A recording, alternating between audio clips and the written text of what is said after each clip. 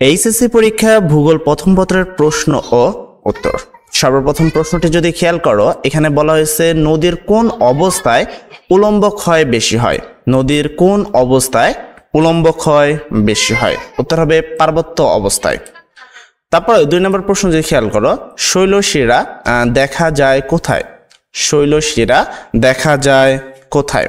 উত্তর হবে মহাসাগরের তলে। কোনটি উষ্ণ স্রোত? নিচের কোনটি উষ্ণ স্রোত? উত্তর হবে উপসাগরীয় স্রোত। উপসাগরীয় স্রোত হলো একটি উষ্ণ স্রোত।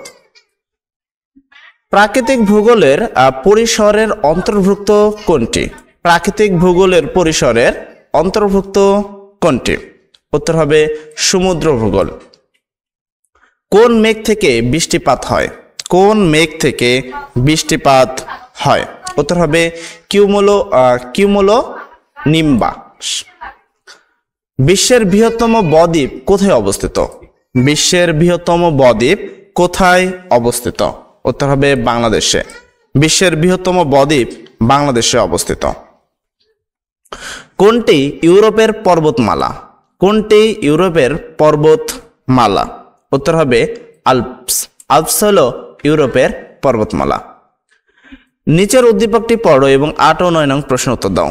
তো আমরা যদি এখানে উদ্দীপকটা দেখি, এখানে কিছু দাগিমা রেখার বিষয় আছে। উপরে আমরা দেখতে পাচ্ছি ক এবং নিচে এখানে লেখা আছে খ।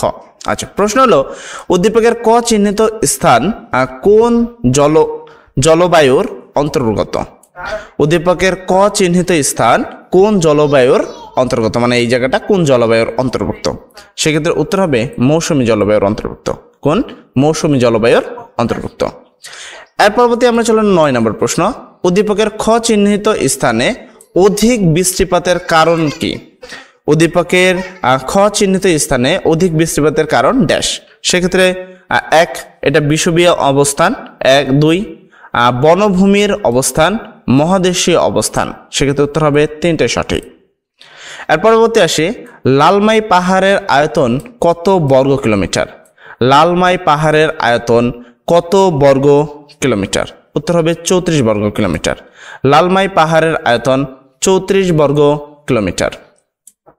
এরপর চলে যাব পরবর্তী প্রশ্নে আমরা। তো এখানে পরবর্তী প্রশ্নটা যদি ভালোভাবে আমরা খেয়াল করি, এখানে বলা হয়েছে মার্কিন যুক্তরাষ্ট্রের ক্যালিফোর্নিয়াতে কোন ধরনের জলবায়ু দেখা যায়?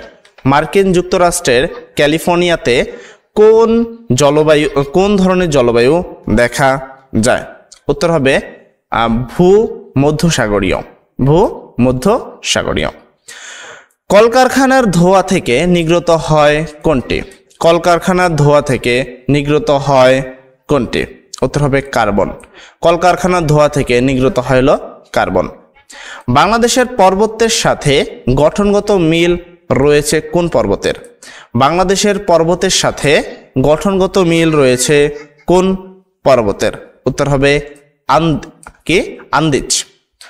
বাংলাদেশের পর্বতের সাথে গঠনগত মিল রয়েছে আন্দিজের। নিচের চিত্রটি লক্ষ্য করো এবং 14 নং প্রশ্ন উত্তর করো। আমরা এখানে একটা শুষ্ক বায়ু দেখতে পাচ্ছি এবং একটা বৃষ্টিপাতের একটা ঘটনা আমরা এখানে দেখতে পাচ্ছি। প্রশ্ন হলো উদ্দীপকে কোন ধরনের বৃষ্টিপাত দেখানো হয়েছে? উদ্দীপকে কোন ধরনের বৃষ্টিপাত দেখানো হয়েছে? সেক্ষেত্রে 14 নম্বর প্রশ্ন উত্তর হবে শৈলক্ষেপ। উত্তর হবে কি? উদ্দীপকে কোন ধরনের বৃষ্টিপাত দেখানো হয়েছে? শৈলক্ষেপ। আকরিক লৌহ থেকে কি প্রস্তুত হয়? আকরিক লৌহ থেকে কি প্রস্তুত হয়? উত্তর হবে ইস্পাত। আকরিক লৌহ থেকে ইস্পাত তৈরি হয়।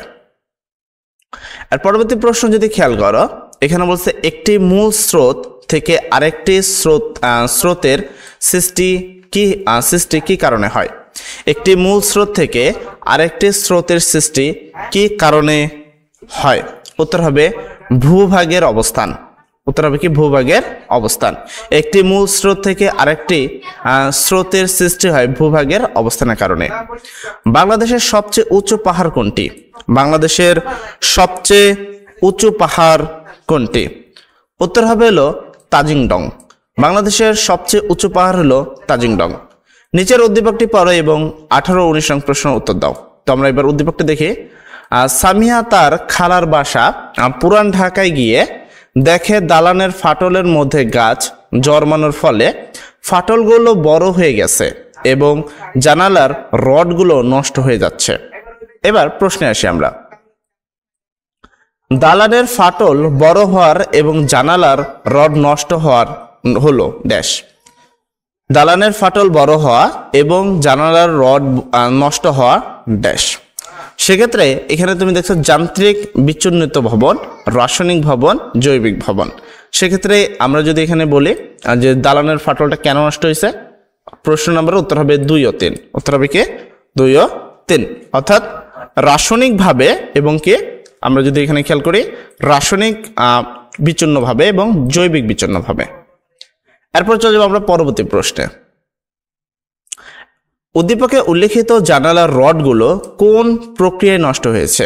উদ্দীপকে উল্লেখিত জানালার রডগুলো কোন প্রক্রিয়ায় নষ্ট হয়েছে? উত্তর হবে অক্সিডেশন। উদ্দীপকে উল্লেখিত জানালার রডগুলো অক্সিডেশন প্রক্রিয়ায় নষ্ট হয়েছে। ভূত্বকের গড় গভীরতা কত কিলোমিটার? ভূত্বকের গড় গভীরতা কত কিলোমিটার? উত্তর হবে 17 কিলোমিটার। ভূত্বকের গড় গভীরতা 17 কিলোমিটার। পাহাড়িয়া অঞ্চলে ভূমিধসের কারণ ড্যাশ। পাহাড়িয়া অঞ্চলে ভূমিধসের কারণ ড্যাশ। সেক্ষেত্রে উত্তর হবে অতিরিক্ত বৃষ্টিপাত ও বস্তি স্থাপন। উত্তর হবে 1 ও 3। পদ্মার উপনদী কোনটি? পদ্মার উপনদী কোনটি? পদ্মার উপনদী হলো মহানন্দন। তাহলে কি পদ্মার উপনদী কোনটি? উত্তর হবে মহানন্দনা। নন্দনা, ঠিক আছে। এর পরবর্তী যদি আসি, চূর্তি স্তূপ পর্বত হচ্ছে ড্যাশ। চূর্তি স্তূপ পর্বত হচ্ছে ড্যাশ। খাড়া ঢাল বিশিষ্ট, সুস্পষ্ট শুক্ল থাকে না। উত্তর হবে 1 ও 3। নিচের উদ্দীপকটি পড়ো এবং 24 ও 25 নং উত্তর দাও। এখানে আমরা যদি খেয়াল করি এখানে ক এবং এখানে খ রয়েছে। প্রশ্ন হলো উদ্দীপকের খ অঞ্চলে কোন ধরনের ভূমিরূপ গঠিত হয়? উদ্দীপকের খ অঞ্চলে কোন ধরনের ভূমিরূপ গঠিত হয়? সেক্ষেত্রে উত্তর হবে হলো প্লাবন সমভূমি। উদ্দীপকের ক অঞ্চলে নদীর কোন কার্যটি ক্রিয়াশীল? উদ্দীপকের ক অঞ্চল কোনটা? এই অংশটা। এই অংশটাতে নদীর কোন অঞ্চলের মানে কার্যশীল? সেক্ষেত্রে 25 নম্বর প্রশ্নের উত্তর হবে হলো বহন কার্য এবং ক্ষয় কার্য। উত্তর হবে 2 ও 3। এখানে আমি তোমাদেরকে যে প্রশ্নটা দেখালাম সেটা আসলে বিগত সালের একটি প্রশ্ন, বিশেষ করে সকল বোর্ড 17-এর একটি প্রশ্ন।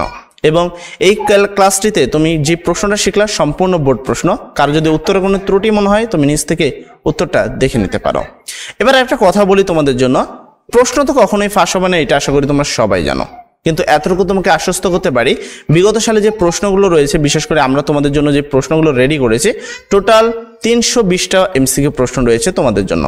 যে প্রশ্নগুলো আমরা তোমাদের সন্ধ্যার লাইভ ক্লাসে তোমাদের সাথে অবশ্যই সে বিষয়টা নিব। তোমাদের পরীক্ষা যেদিন হবে তার আগের দিন রাত্রে আমাদের লাইভ ক্লাস তুমি পেয়ে যাবা। ক্লাসটি পাওয়ার জন্য তেমন কিছুই নয়, চ্যানেলটি সাবস্ক্রাইব করে তোমার বেল আইকন বাটনটি অন করে রাখবা। পাশাপাশি এই ভিডিওতে একটি লাইক করে দিবা। তুমি খুব অনায়াসে আমাদের সাথে ফ্রিতে সকল ক্লাস করতে পারবা। সবাই ভালো থাকবা। সবার পরীক্ষার জন্য অনেক সুন্দর হোক। সবার জন্য দোয়া করি। আসসালামু আলাইকুম।